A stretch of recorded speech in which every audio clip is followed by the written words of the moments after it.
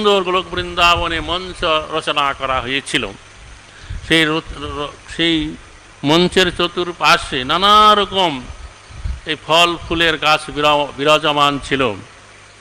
নানা রকম পাখিরা তারা পূজন করছিল এবং সমস্ত ব্রহ্মা বিষ্ণু শিব সমস্ত দেবগণ লোকপালগণ তারা সেখানে উপস্থিত ছিলেন।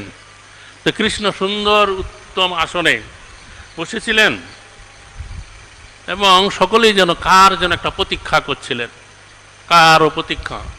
তখন দেখা গেল কি যে কৃষ্ণের বাম অঙ্গ কম্পন হচ্ছে। তো কম্পন হতে হতে একসময় সেখানে 14 বৎসরের কিঞ্চিত অধিক বয়স্ক এক কিশোরী সেখান থেকে বেরিয়ে এলো। সেই নিকটস্থ যে বাগান আছে, উদ্যান আছে, সেখান থেকে পুষ্প চয়ন করে কৃষ্ণ আরাধনা করলেন। তো কৃষ্ণ